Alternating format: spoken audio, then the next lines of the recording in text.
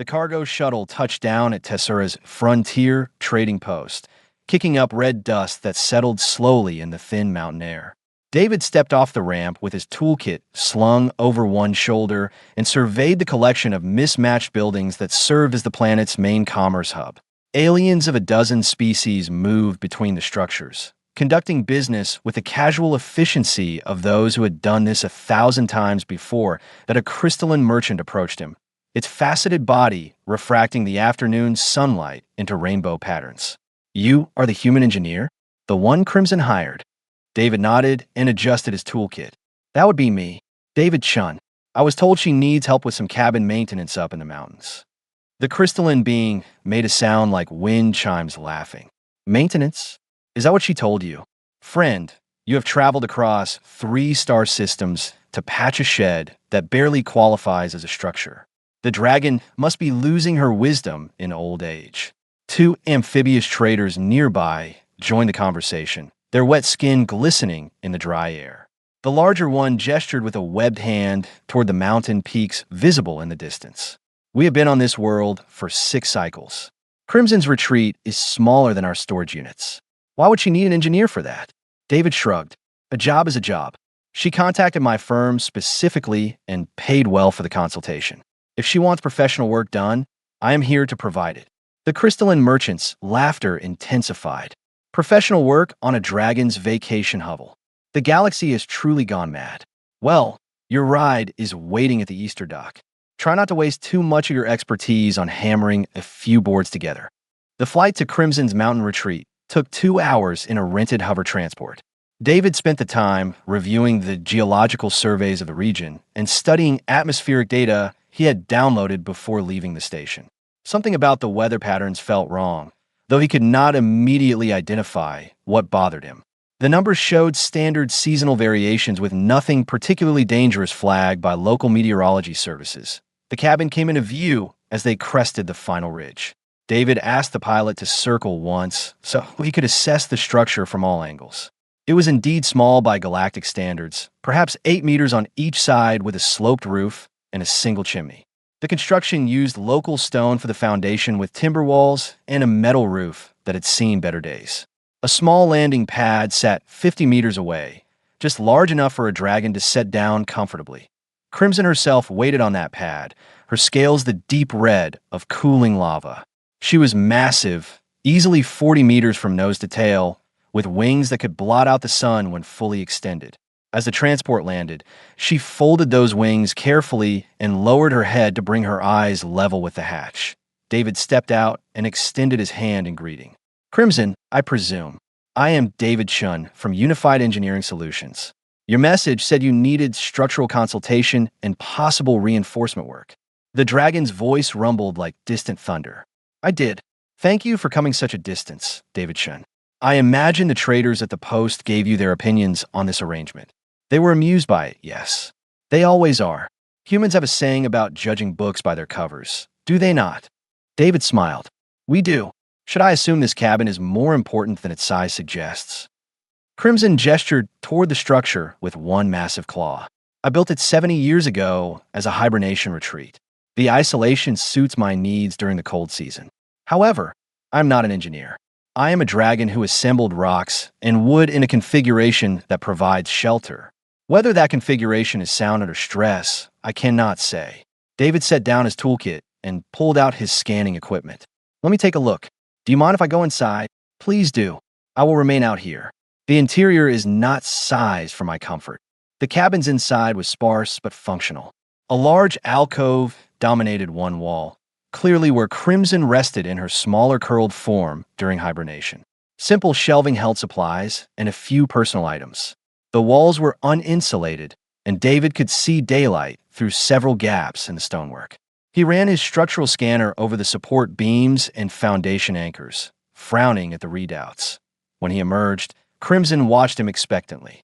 "Your expression suggests problems. Nothing catastrophic for normal conditions," David said carefully. "But your foundation anchors are shallow, maybe a meter deep at most. The wall bracing is minimal, adequate for keeping the structure upright, but not for resisting lateral forces.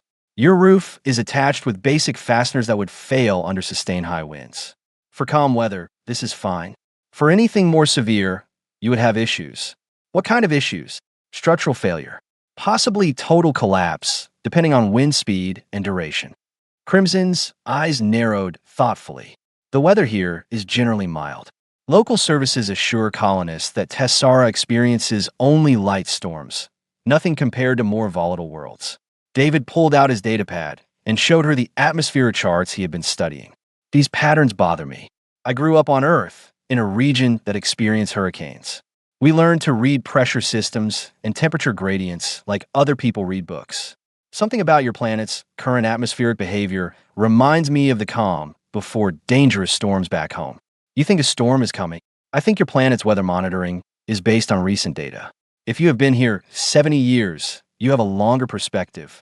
Have you ever experienced severe weather in this location? The dragon was quiet for a long moment. Once, nearly 60 years ago, a storm that lasted 3 days and destroyed several settlements in the lowlands. But the meteorologist said that was an anomaly, a once-in-a-lifetime event. David nodded slowly. On Earth, we have a saying, hope for the best, but prepare for the worst. If you want this cabin to survive another 60-year anomaly, we need to do serious reinforcement work. If nothing happens, you have a stronger structure. If something does happen, you have a safe shelter. How long would such work take? With proper materials? About a week. Crimson studied him with ancient eyes. The traders will mock this even more thoroughly when they see you bringing construction supplies up the mountain for a small cabin. Let them laugh. I would rather be laughed at than be responsible for a structure failing when it matters most. The dragon's expression, difficult to read on such an alien face, seemed to show approval. Then let us begin. Order whatever you need. 3 days into the reinforcement project, David had transformed the area around the cabin into a proper construction site. Supply crates lined the landing pad, filled with deep anchor posts, cross-bracing materials, structural adhesives, and reinforced paneling. He worked methodically, starting with the foundation and building upward in layers that would distribute stress across the entire structure. The sound of an approaching transport interrupted his work on the eastern wall anchors. David straightened and wiped sweat from his forehead as the vehicle settled onto the landing pad.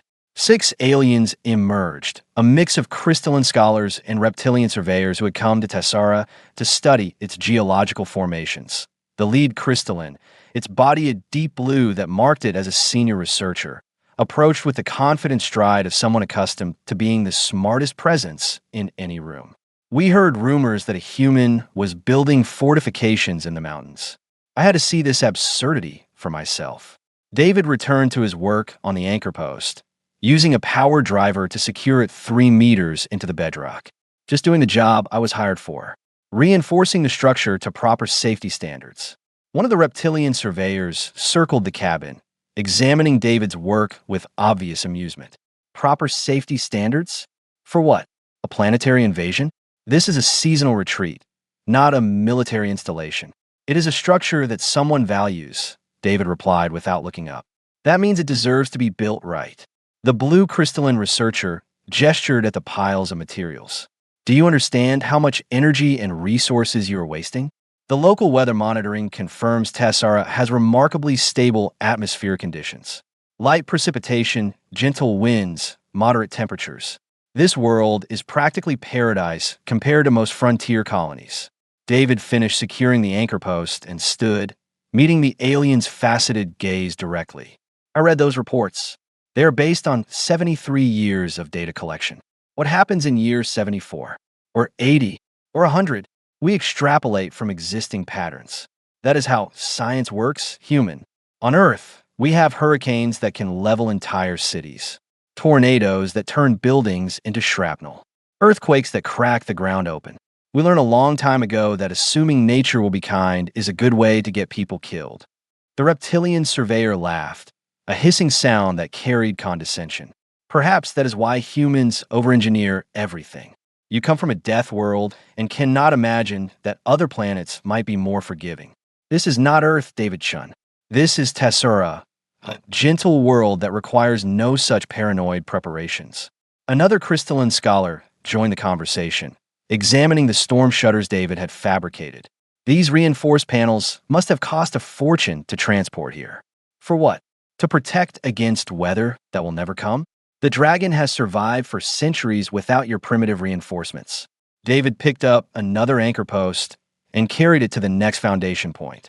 Crimson survived by being able to fly away when needed. But this cabin matters to her, which means it matters to me. If I'm going to put my name on this work, it will be built to last. Built to last through what? The blue crystalline pressed.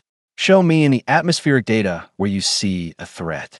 Show me evidence that justifies this expensive paranoia. David pulled out his datapad and brought up the pressure charts he had been monitoring. These gradients here and here, the way the high-pressure system is building over the Northern Ocean. The temperature differential between the equatorial zone and the polar regions. On Earth, patterns like this preceded major storm formations. The lead researcher examined the data and made a dismissive gesture. You are seeing patterns because you expect to see them. Confirmation bias is a known human failing. This pressure system is well within normal parameters for Tessera. Your Earth-based pattern recognition is meaningless on an alien world. Maybe, David conceded, or maybe 73 years is not enough time to understand a planet's full weather cycle. Either way, better safe than sorry. The reptilian surveyor shook his head. A waste of talent and resources. We are conducting real scientific work in the valley, mapping tectonic structures and analyzing mineral compositions. Meanwhile, you hammer away at a dragon's shed like some primitive craftsman. How are your shelters built? David asked suddenly. Standard galactic-rated temporary structures, rated for wind speeds up to 80 kilometers per hour and precipitation of 50 millimeters per hour. More than adequate for Tessera's documented conditions. David said nothing, but his expression must have conveyed his thoughts. The blue crystalline's voice took on an edge. You disapprove? These are certified structures, designed by civilizations far older than humanity. Perhaps you think your few thousand years of technological development makes you wiser than species who have traveled the stars for millions of years. I think different worlds teach different lessons, David replied carefully. Earth taught us to prepare for the worst because the worst happened regularly. If Tessera is as gentle as you say, then your shelters will be fine, and my work here is simply unnecessary insurance. Everyone wins. One of the other scholars gestured at the drainage channels David had dug around the cabin's perimeter. Even insurance has limits of reasonableness. You have excavated diversion trenches deep enough to handle flash flooding. Tessera has never recorded a flash flood in its entire colonial history. First time for everything, David muttered. The group spent another 20 minutes examining his work, each discovery of additional reinforcement provoking fresh mockery. The emergency supply cache he had installed in the cabin's cellar. The reinforced landing pad, designed to handle dragon impacts during high winds. The communication array with backup power systems, as they prepare to leave. The lead researcher offered what seemed intended as friendly advice. David Shun, you are clearly skilled at your craft, but you are allowing Earth-based trauma to cloud your judgment. Tessera is not your homeworld. It will not try to kill you. Perhaps when you finish this unnecessary project, you should consider psychological consultation to address these paranoid tendencies. David watched their transport lift off and disappear toward the valley. Crimson emerged from where she had been watching from a nearby cliff face. They think you are damaged, she observed. They think I am wasting time and resources on imaginary threats. Are you? David looked at his atmospheric monitors, watching the pressure readings continue their slow, steady build. Ask me again in a week. The dragon settled beside him, her massive form somehow conveying thoughtfulness. Why do you continue when faced with such ridicule? Because on Earth, the people who prepared were called paranoid right up until the moment the storm hit. Then they were called lifesavers. He picked up his tools and returned to work. I would rather be laughed at now than regretful later. 7 days after starting the project, David hammered the final structural bolt into place and stepped back to survey his work. The cabin looked different now, reinforced and solid in ways that were not immediately obvious but would matter when tested. The foundation anchors reached deep into bedrock. Cross-bracing ran through the walls like a skeleton of strength. Storm shutters sat ready to deploy at a moment's notice. Every joint had been sealed, every weak point reinforced, every possible failure mode addressed. Crimson inspected the completed work with careful attention. It looks the same, yet completely different. Good reinforcement should not be obvious, David replied. If I did my job right, the strength is built into the structure itself, not just bolted onto the surface. The dragon tested one of the shutters, surprised by how easily it moved despite its weight. You have thought of everything. I tried to. Emergency supplies in the cellar, backup power for the communication system, drainage to prevent flooding, anchors to prevent the whole structure from shifting even if the ground moves. He checked his atmospheric monitors and frowned. Just in time, too. The storm. David showed her the latest readings. The pressure system I have been watching is accelerating. Temperature differential is increasing. Wind patterns are shifting. Every indicator points to major weather formation within the next 48 hours. The local weather service still reports only mild rain expected. They're looking at surface conditions and short-term models. I'm looking at the bigger patterns, the kind that develop slowly and then hit hard. You check the time. I should send a warning to the trading post. At least give them a chance to prepare. The message David sent was polite but direct. He outlined the atmospheric indicators he had been tracking and strongly recommended that everyone in the valley reinforce their shelters or evacuate to higher ground. The response came back within an hour, forwarded by the blue crystalline researcher he had met days earlier. We appreciate your concern, but our meteorological systems show no indication of dangerous weather. Please do not spread panic based on unscientific fear responses. Tessara is a stable world. Your Earth-based trauma is not applicable here. David read the message twice and then deleted it. I tried. They will not listen. Crimson asked. They think I am letting fear override logic. Maybe they are right. Maybe this planet really is different and my instincts are wrong. But you do not believe that. No, I have seen this pattern before. The calm that feels wrong. The pressure building where it should not. The way the air tastes different. He looked at the darkening sky. Something is coming. 20 hours later, the first signs became impossible to ignore. The temperature dropped 15 degrees in 2 hours. The wind, normally a gentle breeze in the mountains, began to gust unpredictably. Cloud formations appeared on the horizon that did not match any of Tessara's documented weather patterns. David stood outside the cabin and watched the sky transform. Great towers of clouds built upward, their tops reaching heights that seemed impossible. Lightning flickered within them. Not the brief sparks of normal storms, but sustained charges that turned entire cloud banks white with energy. Crimson joined him, her ancient eyes studying the approaching system. I remember this. From 60 years ago, the storm that destroyed the lowland settlements. You were going to fly to your main den, David reminded her. You should go now, while you still can. This is going to get bad. The dragon was quiet for a long moment, watching the lightning dance across the sky. No, I will stay. If this cabin is as strong as you built it to be, then I want to witness that strength. Down in the valley, the research teams were beginning to notice the change. David's communication array picked up increasing chatter as aliens checked their instruments and compared readings. Confusion dominated the conversations. Nothing in their models predicted this. Nothing in Tessara's documented history suggested such rapid weather development was possible. The wind speed increased steadily. 50 kilometers per hour, 70, 90. The local weather service finally issued a storm warning, but it was cautious and understated. Severe weather possible. Seek appropriate shelter. Nothing that conveyed the true scope of what was developing. David deployed the storm shutters and secured everything that could become a projectile. He brought all his tools inside and double-checked the emergency supplies. Water, preserved food, medical kit, backup batteries for the communication system. Everything was ready. The wind hit 120 kilometers per hour and kept climbing. The crystalline researchers' transport tried to return to orbit, but was forced back by the turbulence. Their panicked transmissions filled the emergency channels. Their standard shelters were shaking. They had not prepared for this. They did not know what to do. Crimson listened to the transmissions with growing concern. They are in danger. They are in those valley shelters rated for 80 kilometers per hour maximum, David confirmed. And the wind is approaching 150 and still building. Can we help them? David looked at the dragon, then at the storm, then back at the dragon. You want to fly rescue missions in this? I am a dragon. I have flown through worse. Not with wind shear like this. Not with visibility dropping to zero. You would be risking your life for people who mocked both of us. Crimson's eyes met his. Is that not what humans do? Risk themselves for others, even those who do not deserve it. David could not argue with that. If you're serious about this, then we need a plan. You cannot search blindly in zero visibility. You need guidance, a beacon to return to. The cabin. Yes, I can set up high-intensity lights and keep the communication array running.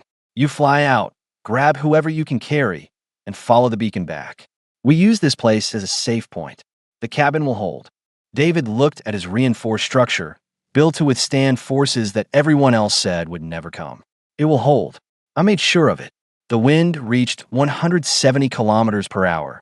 The first of the valley shelters collapsed, its frame crumpling like paper. Screams filled the emergency channels. The storm had arrived in full force, and Tessara was learning what it meant when a planet decided to show its teeth. Crimson spread her wings. Guide me home, David Shun. No matter what happens out there, you keep that beacon running. I will. The dragon launched into the maelstrom, her massive form disappearing almost instantly into the screaming wind and driving rain. David ran back inside and activated every light the cabin had, turning the small structure into a blazing point of reference in the darkness. Then he opened the emergency channel and began coordinating the rescue. The storm had come. Now they would see who had prepared correctly. Crimson returned from her first flight with 3 crystalline researchers clinging to her back, their faceted bodies reflecting the cabin's beacon lights in fractured rainbows. She landed hard on the reinforced pad, her claws digging into the surface for purchase against wind that tried to throw even her massive bulk sideways.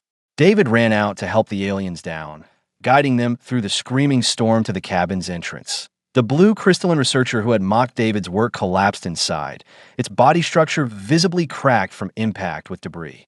The shelters, they just fell apart. The wind came from 3 directions at once, and they folded like cheap fabric. David wrapped thermal blankets around all 3 survivors and checked them for injuries. How many others are down there? 18 in the main research camp.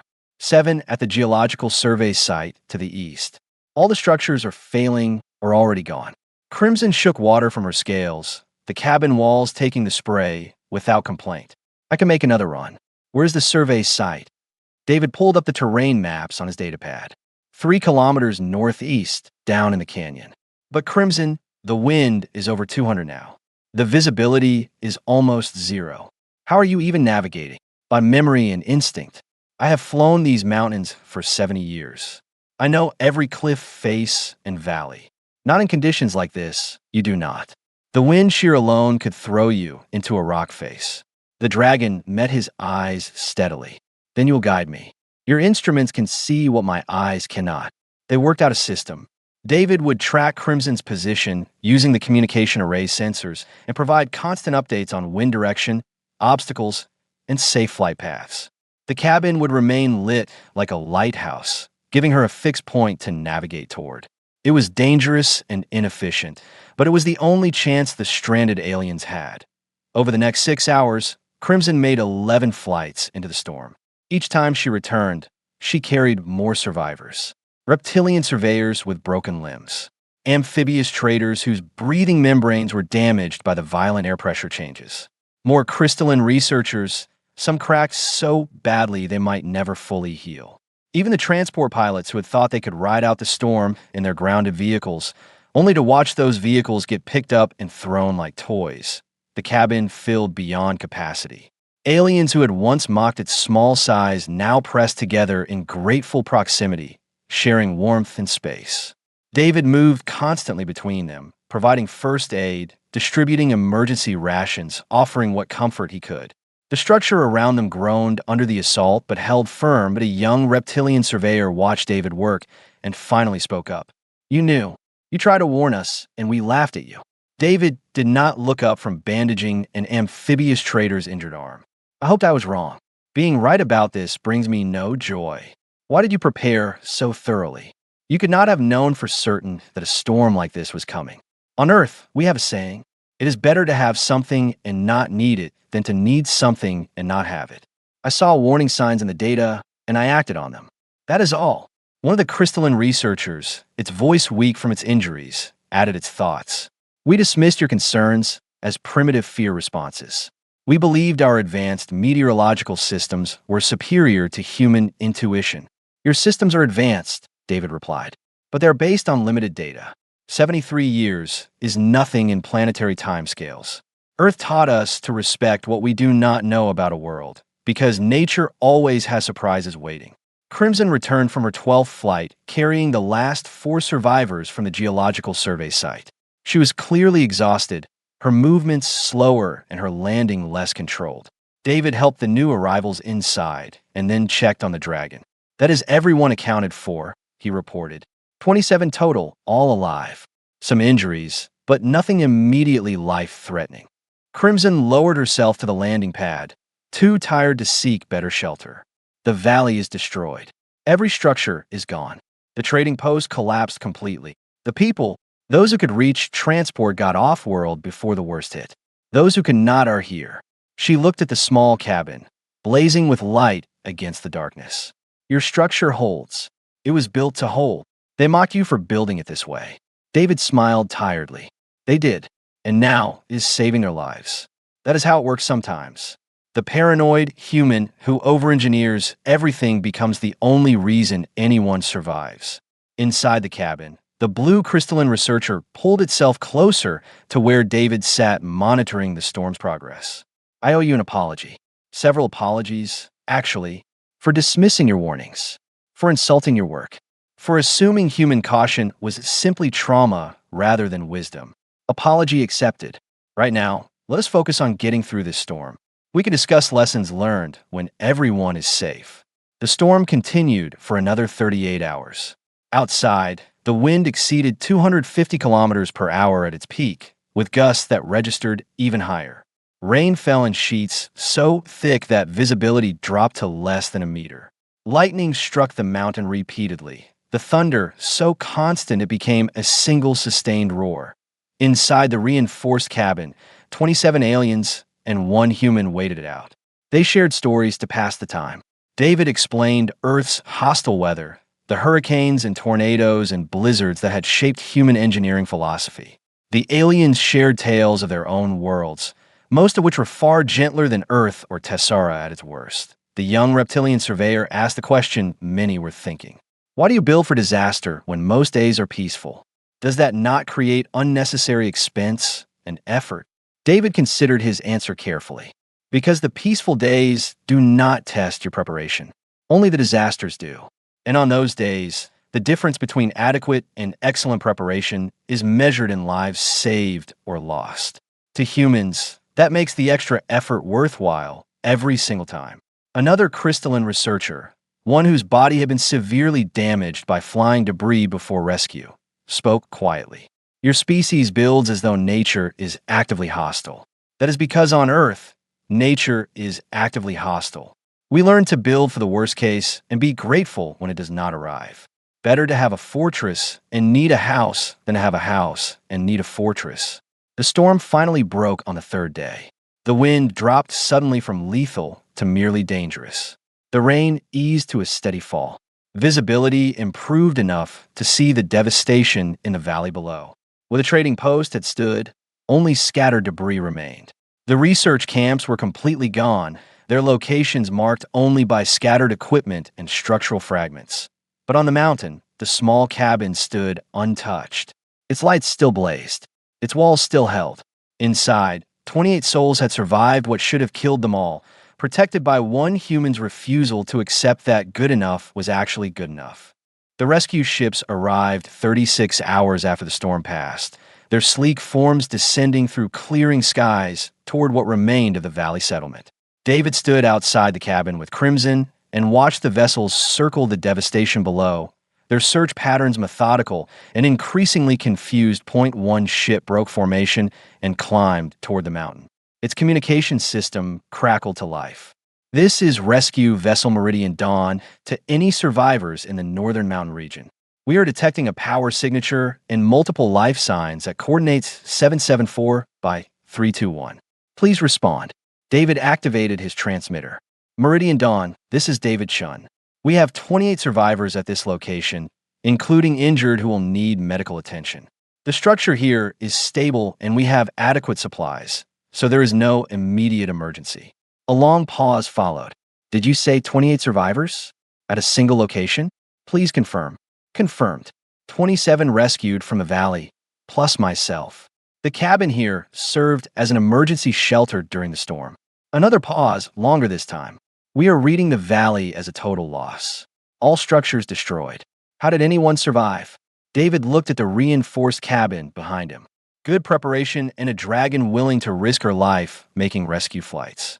The Meridian Dawn landed carefully on Crimson's pad, its crew emerging with medical equipment and stunned expressions. The team leader, a tall insectoid with compound eyes that reflected in multiple colors, stared at the cabin as though unable to process what it was seeing. This structure survived winds that we measured at over 260 kilometers per hour. That is impossible for a building this size using standard frontier construction. It is not standard construction, David explained. I reinforced it specifically to handle extreme weather events. The insectoid's antennae twitched rapidly, a sign of confusion in its species. But why? The planetary surveys indicated Tessara was a low-risk world. Crimson answered before David could. The surveys were based on limited data. 73 years of observation on a planet that experiences major storm cycles every 60 to 80 years. The human recognized patterns that local meteorology missed. As the medical team began treating the injured survivors, more rescue ships arrived. News of the impossible survival spread quickly through the emergency response network. Engineers from 3 different species came to examine the cabin's construction, scanning every joint and anchor point with increasing amazement. A senior structural analyst, crystalline like several of the survivors, ran its scanning equipment over the foundation anchors for the 5th time. These go down 3 meters into solid bedrock. The cross-bracing distributes stress across the entire frame. The shutters are reinforced to handle sustained impacts. This is not frontier construction. This is military-grade disaster engineering. This is human standard construction, David corrected. Or at least, Earth standard. We build like this because we have to. The analyst looked at him with something approaching awe. Your homeworld must be horrific if this level of preparation is considered normal.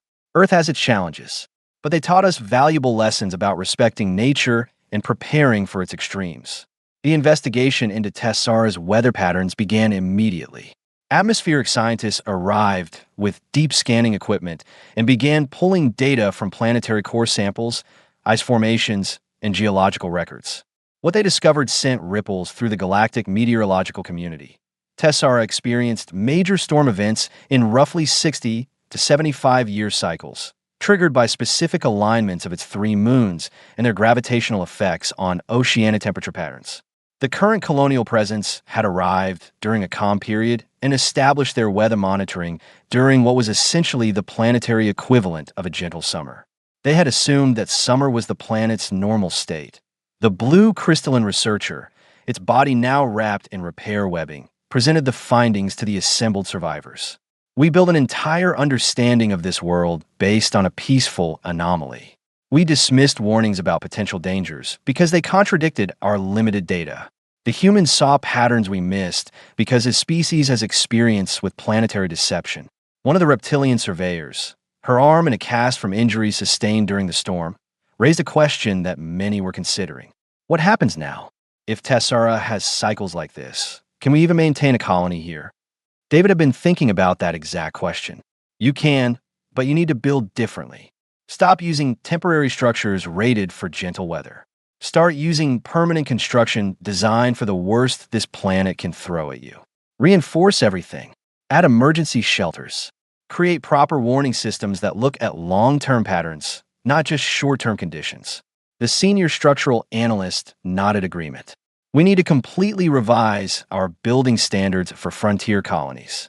Your cabin should be the template, not the exception. It does not have to be this exact design, David said, but the principles behind it should be standard. Deep foundations, storm protection, emergency supplies, Build as though disaster is coming, because eventually it will. Over the following weeks, the survivor's story spread across the galactic network. The small cabin that survived the unsurvivable. The human engineer who prepared for a storm nobody believed would come. The dragon who risked everything to save those who had mocked them both. It became a case study in engineering schools and meteorology programs across dozens of worlds. David received hundreds of contract offers from colonies wanting him to review their infrastructure. Corporate entities offered massive payments for consulting work. Universities wanted him to teach courses on disaster preparation. He declined most of them. Why turn down such lucrative opportunities? Crimson asked as they sat outside the cabin, watching the valley below transform under reconstruction. Because I prefer building to talking about building. And because this world still needs help getting its infrastructure right. The new trading post was rising in the valley, constructed to David's specifications. Deep foundations reached into bedrock. Reinforced frames could handle winds far beyond what the storm had produced. Emergency shelters dotted the landscape at regular intervals. The difference between the new construction and the destroyed settlement was striking. The young reptilian surveyor, fully healed now, worked alongside David on one of the shelter projects. My people want me to return home and share what I learned here about proper preparation and respecting planetary environments. Will you go? Eventually. But first, I want to finish helping rebuild this settlement correctly. I was one of those who mocked your work. The least I can do is help prove that your methods work. David smiled and handed her a structural scanner. Then let us make sure these shelters can handle whatever Tessara decides to throw at them next. The blue crystalline researcher approached with a delegation of scientists. David Chun, we have completed our analysis of Tessara's storm cycles. With proper preparation and construction standards, this world can sustain a permanent colony. We are establishing new guidelines based largely on your cabin's design principles. We wanted to ask your permission to name these standards after you. David considered that for a moment. Name them after Earth, not me. I just applied lessons my home world taught humanity over thousands of years. If these standards help keep people safe, then that is what matters. The delegation nodded acceptance. The Earth standard for frontier construction. It has a good sound to it. Crimson watched the valley's reconstruction from her favorite perch. They learned their lesson well. They will not dismiss human caution again. Some will, David replied. There are always people who think disaster cannot happen to them. But enough learned. That makes the mockery worthwhile. The dragon's expression conveyed amusement. You were called paranoid, traumatized, and wasteful. Now you're called a hero and a visionary. How does that transformation feel? Like validation for every human who was ever mocked for being too careful, too prepared, too cautious. We build the way we build because we have seen what happens when you do not. He looked at his cabin, still standing strong despite everything the planet had thrown at it. Let them laugh. As long as structures like this keep people alive when it matters most, I can live with being the paranoid human who over-engineers everything. 6 months after the storm, the transformed valley settlement hummed with activity that would have been impossible in the destroyed trading post. Every structure now bore the marks of Earth standard construction. Reinforced frames, deep foundations, emergency systems built into the basic design rather than added as afterthoughts. The changes were not just cosmetic. They represented a fundamental shift in how the galactic community approached frontier colonization. David walked through the new market district with Crimson, observing the work crews putting final touches on a community shelter large enough to house 300 people. The crystalline supervisor spotted them and hurried over, its repaired body showing permanent fracture lines from the storm. David Chun, perfect timing. We wanted your approval on the drainage system before we seal the foundation. They spent an hour reviewing the construction, David pointing out minor adjustments that would improve water flow during heavy rain. The supervisor took notes eagerly, no longer dismissive of human caution, but grateful for expertise earned through harsh experience. When they finished, the supervisor hesitated before speaking again. I wanted to thank you properly, not just for saving my life during the storm, but for being patient with my arrogance beforehand. I called you paranoid and traumatized when you were simply being competent. You were working with the information you had, David replied. Limited data led to limited conclusions. There's no shame in that, only in refusing to update your understanding when new information arrives. Still, I should have listened. We all should have. After the supervisor left, Crimson and David continued their walk toward the mountain path. The dragon had resumed her normal routine, spending warm months in the valley and preparing for hibernation season in her cabin. But something had changed in how others perceived both of them. Young aliens now approached David regularly, asking questions about Earth and its hostile nature. How did humans survive on a world that produced hurricanes, earthquakes, and tornadoes? What lessons had humanity learned that could apply to other frontier worlds? The curiosity was genuine, born from seeing firsthand how human preparation methods saved lives that a group of students from the New Colonial Academy waited along the path, clearly hoping to intercept them. Their teacher, an elderly amphibious scholar, bowed respectfully as David approached. "Forgive the ambush, Engineer Chun. My students are studying planetary adaptation and specifically requested the opportunity to ask you questions." David smiled. "I have time. What would you like to know?" A young crystalline student spoke first, its voice carrying the uncertainty of youth. "Why do humans build as though every day might bring disaster? Does that not create a fearful society?" "It creates a prepared society," David corrected gently. "We do not live in fear of storms because we have shelters built to withstand them. We do not panic during earthquakes because our structures are designed to flex and absorb the shaking. Preparation removes fear by removing helplessness." Another student, reptilian and already showing the sharp analytical mind of its species, asked a deeper question. "But how do you know where to draw the line? You could spend infinite resources preparing for increasingly unlikely scenarios. How do humans decide what level of preparation is appropriate?" David considered that carefully. "We look at the worst documented case and prepare for something 10% worse than that. If the strongest recorded hurricane had winds of 300 kilometers per hour, we build for 330. If the largest earthquake measured 8.5, we design for 9. We assume nature will always surprise us and build in margins for those surprises." The teacher nodded thoughtfully. "That philosophy explains much about human engineering. You do not build for expected conditions, but for unexpected extremes." "Exactly, because the expected conditions are not what kill people." The students asked more questions, their curiosity endless. David answered each one, drawing from decades of Earth knowledge and recent Tessara experience.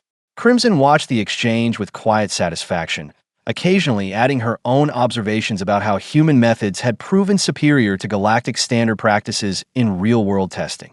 When the students finally left, satisfied and inspired, David and Crimson continued up the mountain path. The cabin came into view, exactly as David had left it except for one addition.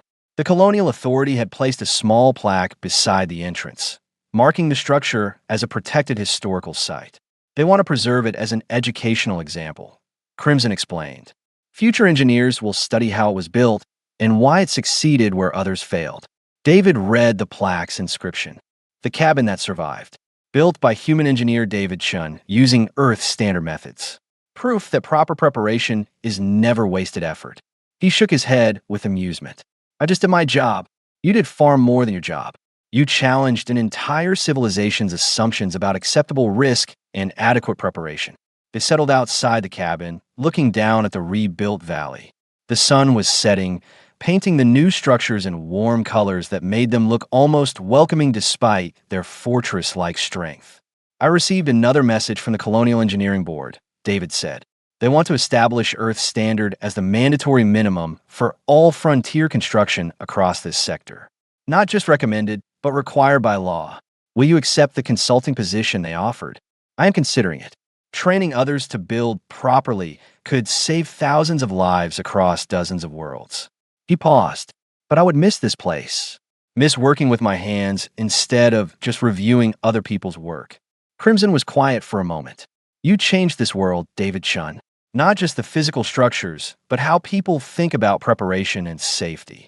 That is a rare gift. Earth changed this world. I was just a messenger. Earth gave you the knowledge. You chose to apply it even when mocked, even when dismissed, even when called paranoid and wasteful.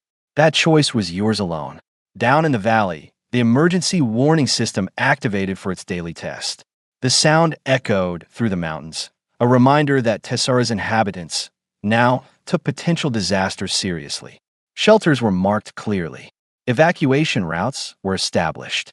Emergency supplies were stockpiled at regular intervals. The colony had transformed from complacent to cautious, from reactive to proactive. A transport landed at the Valley Port, carrying new colonists arriving to join the settlement. Unlike previous arrivals, these newcomers would receive mandatory training in emergency procedures. They would learn to read weather patterns and respect planetary warning signs. They would understand that Tessera's beauty came with periodic fury, and only preparation allowed civilization to coexist with natural extremes. What will you tell them? Crimson asked. The engineering board. Will you accept their offer? David thought about the cabin behind him, built with his own hands to standards that saved 28 lives. He thought about the rebuilt valley, every structure now incorporating lessons learned through near disaster. He thought about other frontier worlds, other colonies built with inadequate preparation, other disasters waiting to happen. I will accept on one condition. I do not just teach theory. I want to go to these frontier worlds and build demonstration structures, like this cabin. Show colonists firsthand what proper preparation looks like. They will call you paranoid on those worlds too. Probably.